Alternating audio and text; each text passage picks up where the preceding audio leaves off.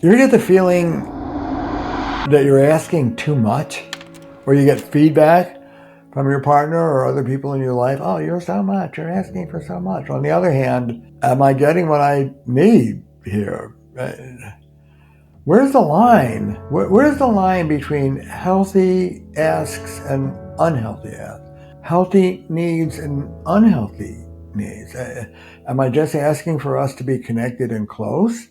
Or am I dragging in my early childhood wounds and laying a trip on you? Am I challenging you to show up in an adult way and meet me so that we can both be happy, or am I burdening you and laying all my unhealed this stuff? Am I asking you to be the mom or dad I never had? Is it fair? How do I ask anyway? Not the way I've been doing it. That doesn't seem to work. Where is the line between healthy needs and unhealthy needs, and how do we go about doing it? Interesting stuff. This is the number one question I get on social media. What's healthy and not healthy to ask of my partner, and how do I do it? Okay, so first of all, let's start with your language. Ready? Needs. Everybody talks about my needs. I have needs. Yeah, well, guess what? That is a pretty high pressure way of even describing it. You have needs. Yeah, air, water, food, physical touch. That's about it. I need to be understood. Well, no. So let's start off by softening things up. I ask people by and large to not use the word needs. It's a demand word. I need it. You gotta give it to me. Okay, if we're talking about bottom lines and ultimatums. I need you to never hit our children. I need you to be monogamous. I need you to not flirt with my sister. I need you to go to rehab because you're a bad. Okay, these are bottom lines. But let's be clear. They're for emergencies. They're for do it or else. And you better mean it, and you better be prepared for the or else. This is serious business. I need rarely. That's the most extreme. I need you to go to rehab. I need you to not lie to me anymore. Bottom lines. Now, am I controlling my partner? You get this all the time. I don't like ultimatums. I want. Guess what? An ultimatum is not controlling the other person. I'm not telling you what you have to do. I'm telling you what I'm going to do if you choose A versus B. I'm not telling you you have to go to rehab and be sober.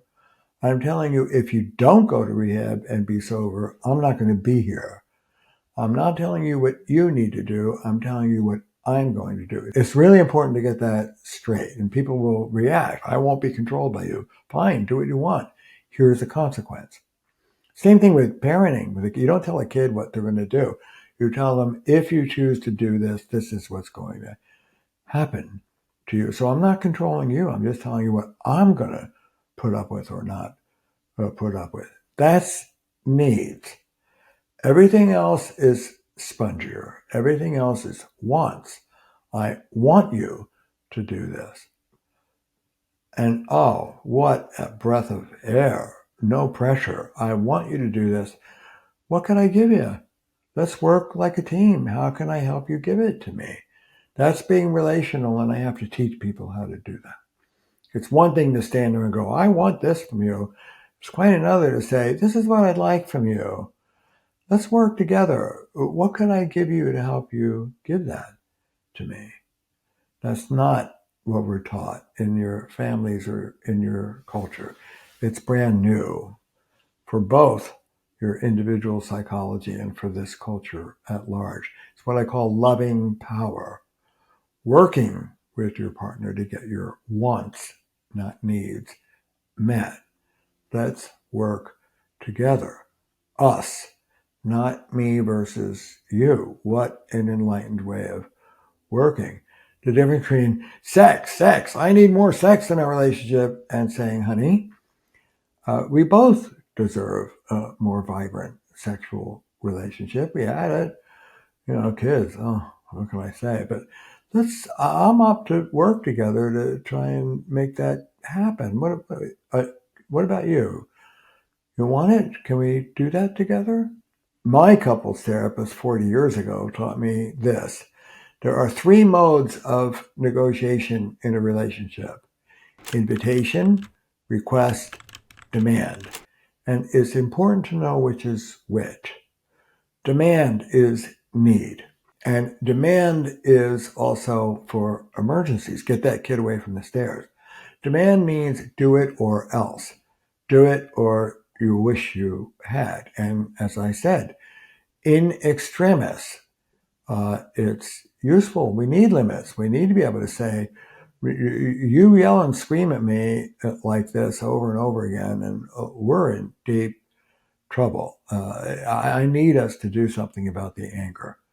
Fair enough. But bottom lines, extremes. You're not asking, you're demanding. Demand is okay, but rare in a healthy couple. Then there's requests. Honey, as a favor to me, could you? Lot of traffic in requests. And it's wonderful to be clear about that. You're subjective, not, honey, if you were a good person, I'm not your I'm not your coach. This isn't about telling you what you need to do. It's Terry operating instructions. As a favor to me, could you? And the beauty is it's subjective and humble. You're a bad driver. No, I'm not. Yes, you are. No, I'm not. Okay. How about this? I get scared when I'm driving with you. Whether you're a good bad driver or not, as a favor to me, could you please slow down? Oh, you just got yourself out of a 40-year fight. Subjective, humble, tender. We love each other. This would work better for me. It's what I would like. Would you do it? Different than demand, a request can be told, no, I won't. Okay, that's disappointing, but keep your disappointment in perspective. Belinda fidgets, my wife. I go crazy, particularly if I'm driving and I'm trying to concentrate. I don't know, I get anxious. I should do some work around it. And I'll say to Belinda, as a favor to me, could you please to try and keep your hands still? I get agitated. And half the time she says, okay. And half the time she says, maybe you need to talk about that in therapy. I'm not going to control myself. I just don't feel like it. Okay, sometimes you get it, sometimes you don't. In the request, you can hear no. Is it disappointing? Yes. Is it the end of the world? Depends on the request run along a spectrum of seriousness. Could I have the salt is a request. Could we get into couples therapy is also a request. The no matches the seriousness of the request. If you do say no, say it skillfully. No, here's why, and here's what my yes would look like. And then invitation is the easiest one. It's really, do you want to? Do you want to play tennis? Do you want to have sex? Do you want to talk? No. Again, no, here's why, and here's what my yes would look like is a lot better than just no. But it's based on, do you want to? And people get this wrong. Would you pick me up at the airport? My plane is on such and such a time. It would be great to see you. No, I don't want to. I wasn't asking you if you wanted to. I was asking if you would do it for me. Narcissistic people thinks everything's an invitation. No, it's a request. On the other hand, do you want to go to the movies Saturday night? Sure, or not. I'm not in the mood, but I will sit and read with you. If you're going to make an invitation, make it inviting. Duh. Make your invitation something the other person might actually want to do. Hey, Belinda, Let's go watch the new John Wick 85 at the movies on Saturday. No, I'm not interested. Let's watch the new Nicole Kidman movie. Okay, sure. So if you want your invitation accepted, be smart about it. Make it something that your partner might want. So your wants, your needs, your wishes. Wishes, invitation. Think, how do I make this interesting? Requests, humble. As a favor to me, you can still say no. Demands, bottom lines. Do it or we're in big trouble. Be clear about which is which and be clean. And you don't always get what you want. Disappointment and digesting it is part of being with what I call the partner you have instead of the one you deserve. Welcome to the human race. Invitation, request, demand. Be clear. If you found this helpful, stay tuned. There's more advice on this channel. Be well.